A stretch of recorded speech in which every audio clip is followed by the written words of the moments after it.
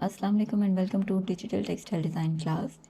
और आज हम टॉस रिपीट सीखेंगे। टॉस रिपीट आपकी बहुत इंटरेस्टिंग सी एक रिपीट है, बहुत आसान है। क्योंकि इसमें आपने जितने एलिमेंट्स होते हैं, डिज़ाइन एलिमेंट्स, उसको आपने एक स्कैटर्ड तरीके से रखना है। स्कैटर्ड का मतलब है कि उसमें आपने कोई स्पेसिफिक रिपीट फॉलो नहीं करनी, और आपका हर एलिमेंट बिल्कुल एक शफल्ड और एक स्कैटर्ड यानी बिखरे हुए तरीके से पड़ा होना चाहिए।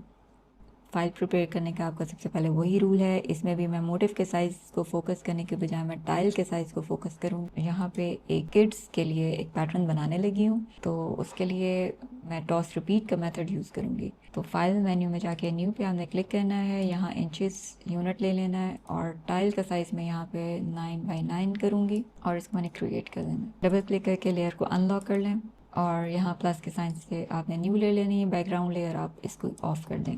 ये कुछ मेरे पास कार्टून कैरेक्टर्स हैं। अभी पहले हम इस इमेज की रेजोल्यूशन भी एक दफ़ा चेक कर लेते हैं कि इमेज में जाएंगे, इमेज साइज़, और यहाँ देखिए 72 रेजोल्यूशन है, जिसको हमने चेंज करके 300 कर देना है। इसमें से जो मुझे रिक्वायर्ड है उसको मैंने लेसो टूल के साथ सिलेक्ट करना है और वहाँ पे अपनी वर्किंग फाइल में लेके जाके पेस्ट कर देना है। कंट्रोल सी से कॉपी, और ये मेरी वर्किंग फ़ाइल है। यहाँ कंट्रोल वी प्रेस करूँगी तो ये इस तरह पेस्ट हो जाएगा। इस तरह मैं कुछ मुख्तलिफ़ कैरेक्टर्स इसमें से पिक करूँगी और अपनी वर्किंग फ़ाइल में ले जाऊँगी। ओके, यहाँ पे मैंने कुछ 4 कैरेक्टर्स उठा लिए हैं। अब इनको मैंने क्लीन करना है, बैकग्राउंड्स इनके रिमूव कर देने हैं। ये मैजिक इरेज़र टूल आपने सेलेक्ट करना है और वाइट बैकग्राउंड के ऊपर इस तरह क्लिक कर देना है। इस तरह मैंने ये चारों कैरेक्टर्स के बैकग्राउंड रिमूव कर लिए हैं। अच्छा, अब आपने टॉस रिपीट कैसे बनानी है? टॉस रिपीट बनाने के लिए आपके पास 2 मेथड्स हैं। यानी कि आप ये पूरी टाइल के ऊपर इसी तरह स्कैटर्ड तरीके से सारे मोटिव्स को प्लेस कर दें, या दूसरा आप अपनी डायमंड रिपीट वाला फॉर्मूला भी इसमें कर सकते हैं कि आप डायमंड शेप के अंदर इनको स्कैटर्ड तरीके से प्लेस कर दें और फिर रिपीट कर लें। तो आपको जो मेथड ईज़ी लगता है आप वो वाले तरीके से अपनी रिपीट को सेट कर सकते हैं। डायमंड रिपीट मैंने आपको प्रीवियस लेक्चर में सिखाई थी, अब वही वाला रूल इसके ऊपर भी अप्लाई कर सकते हैं। अदरवाइज़ आपके पास ये 9x9 की टाइल है, इसमें आपने सारे अपने मोटिव को स्कैटर्ड तरीके से रखना है। इस तरह से मैंने इनको डिफरेंट कॉम्पोजिशंस में एडजस्ट कर देना है। क्योंकि ये किड्स पैटर्न मैं बना रही हूँ तो इसमें मैंने थोड़ी सी एक मोटिव से दूसरे मोटिव की स्पेसिंग मैंने थोड़ी ज़्यादा रखनी है। ये ज़रूरी नहीं है कि आप स्पेसिंग सारे किड्स पैटर्न में हमेशा ज़्यादा ही रखेंगे। ये आपकी अपनी पर्सनल प्रेफरेंस है कि आप डिज़ाइन को कैसे क्रिएटिवली अरेंज कर रहे हैं। मैं यहाँ पे इनकी थोड़ी सी स्पेसेस ज़्यादा रखना चाह रही हूँ।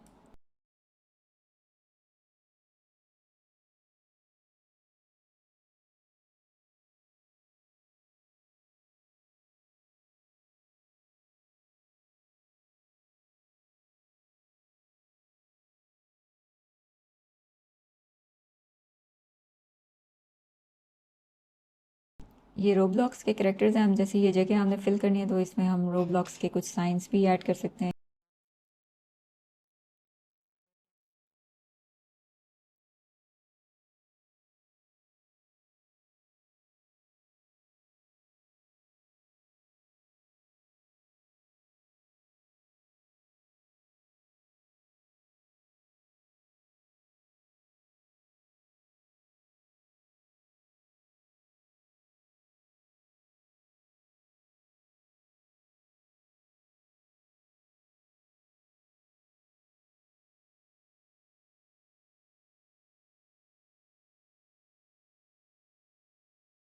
इस तरह से मैंने कुछ स्कैटर्ड तरीके से ये सारे मोटिव्स को प्लेस कर दिया है। ठीक है, इसमें मैं प्रिंट प्रीव्यू की ऑप्शन से अपनी रिपीट सेट करूँगी, बजाय इसके कि मैं इसको ऑफसेट के साथ रिपीट सेट करूँ। मैं यहाँ पे अब व्यू मेन्यू में जाऊँगी और इधर से मैंने पैटर्न प्रीव्यू की ऑप्शन पे क्लिक करना है और इसके साथ मैंने आइडिया करना है कि मेरे मोटिव को कहाँ पे प्रॉपरली प्लेस होना चाहिए और डिस्टेंस कैसे मैं कम करूँगी, ये स्पेसेस मैंने कैसे फिल करनी है।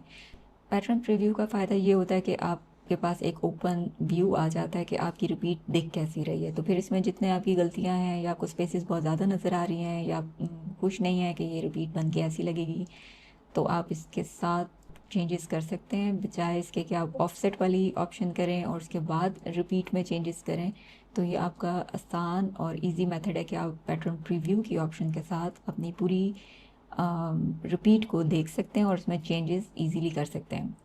और ये आपको बहुत बेस्ट मेथड है बहुत सारी पैटर्न्स और रिपीट्स को सेट करने का। अब जैसे पैटर्न प्रीव्यू में मुझे लग रहा है कि कॉम्पोजिशन को इतनी अच्छी नहीं है, यहाँ पे देखें कितनी स्पेस है और यहाँ पे गैप इन दो एलिमेंट्स का कम है, फिर यहाँ स्पेस है, तो मुझे इसको एडजस्ट करना है। ठीक है, ये जो ब्लू कलर का बॉक्स आपको नज़र आ रहा है ये आपकी मेन टाइल है। इस टाइल के अंदर ही आपके 4 एलिमेंट्स पड़े हैं जो कि आपको हर जगह रिपीट होते हुए नज़र आ रहे हैं। मैं एक एलिमेंट को जब मूव करूँगी तो ये जहाँ जहाँ पे लोकेट कर रहा है वो इसके साथ ही इस तरह से मूव करेगा। ठीक है, तो ये पैटर्न प्रीव्यू की ऑप्शन बहुत ज़्यादा हेल्पफुल है।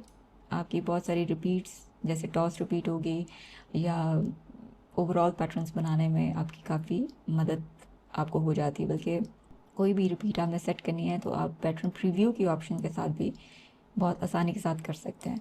अब मैं इसको थोड़ा सा, जैसे मैंने इसका साइज़ इनलार्ज कर दिया है। ठीक है, अब मैंने इसको यहाँ पे प्लेस कर दिया, मुझे नज़र आ रहा है कि ये स्पेस इसकी इधर कम हो गई है।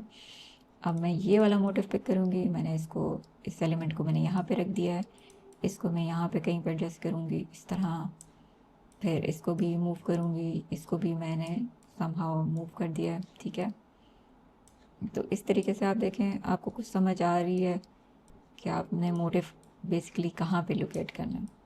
अब मुझे लग रहा है कि एक मोटिव यहाँ सेंटर में भी एक एलिमेंट को आना चाहिए। अब इस किस्म की फीलिंग्स हम ज़रूरी नहीं कि कैरेक्टर के साथ ही करें, हम इसके रिलेटेड ये रोब्लॉक्स के कैरेक्टर्स हैं तो हम यहाँ पे इनकी ड्राइंग्स भी कर सकते हैं। अब जैसे थोड़ा सा मैं जूम करूँ इसकी टी शर्ट के ऊपर, जैसे ये ट्री बना हुआ है, तो मैं यहाँ से आई ड्रॉपर टूल लूँगी, ये मैंने ट्री के कलर को सिलेक्ट किया। अब मैंने ब्रश टूल लिया, ब्रश में यहाँ से ड्रॉप डाउन एरो में मैंने हार्ड राउंड ब्रश को सिलेक्ट कर लेना है और यहाँ मैंने एक न्यू लेयर बनानी है। ये प्लस के साइन पे आप क्लिक करेंगे, न्यू लेयर आ जाएगी और यहाँ पे आपने इसको इस तरह का ट्री ड्रॉ कर लेना।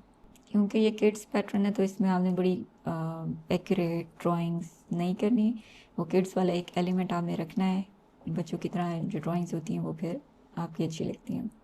इस तरह मैं कुछ स्पेसेस को इन एलिमेंट्स के साथ ही फिल कर लूँगी। अब आप देख रहे हैं कि पैटर्न प्रीव्यू से हमें कितनी आसानी के साथ हमें समझ आ रही है कि हमें कहाँ कहाँ पे स्पेस फिल करनी थी, हमारे कौन सा मोटिव को हम कैसे शिफ्ट करेंगे तो कॉम्पोजिशन थोड़ी बेटर हो सकती है। अब यहाँ पे ये देखें ये बहुत क्लोज है, मैं इसको रिमूव करना चाहती हूँ तो सिंपल आपने इसको इरेजर टूल के साथ इरेज कर देना और यहाँ पे इसको ड्रॉ करना। तो इस तरीके से आपके पास ये टॉस रिपीट रेडी हो जाएगी पैटर्न प्रीव्यू के साथ। अब आपने क्या करना है, व्यू में वापस जाना है, व्यू मेन्यू ओपन करना है और पैटर्न प्रीव्यू को ऑफ कर देना है। इसको क्लिक करूँगी तो ये ऑफ हो जाएगा। ये आपके पास रिपीटेबल टाइल आ गई है। अब आपने क्या स्टेप करना है, आपने एडिट में जाना है और इसको डिफाइन पैटर्न कर देना है। ठीक है, उससे पहले आपने बैकग्राउंड लेयर को ऑफ कर देना है। अब एडिट मेन्यू में अब एडिट मेन्यू ओपन करें और डिफाइन पैटर्न पे क्लिक करें और इस पैटर्न को ओके कर दें। उसके बाद आपने फिल ऑलरेडी पैटर्न प्रीव्यू से वैसे देख लिया है, लेकिन आप दोबारा इसको प्रीव्यू करना चाहते हैं तो फिर आपने वही करना है, 36 बाय 36 यानी 1 गज के फैब्रिक को विजुअलाइज कर लेना है। ठीक है, new layer, edit menu open करेंगे, फिल और यहाँ कंटेंट्स में पैटर्न्स, कस्टम पैटर्न्स निकालेंगे। ये आपका कस्टम पैटर्न पड़ा हुआ है, इसको हमें ओके करना है और इस तरह से आपको ये टॉस रिपीट में मोटिव्स इस तरह पड़े हुए मिलेंगे। तो जब भी आपने ओवरऑल पैटर्न्स बनाने हैं तो आप डायमंड रिपीट, टॉस रिपीट, ओजी रिपीट, ये कोई सी इस तरह की रिपीट्स को यूज़ करें तो बहुत इंटरेस्टिंग आपके रिजल्ट्स आते हैं। आई होप कि आपको ये रिपीट समझ आई होगी और इसको आप बहुत अच्छे तरीके से यूज़ करेंगे अपने डिज़ाइंस में। और नेक्स्ट वीडियो तक अपना ख्याल रखें। टेक केयर, अल्लाह हाफिज़।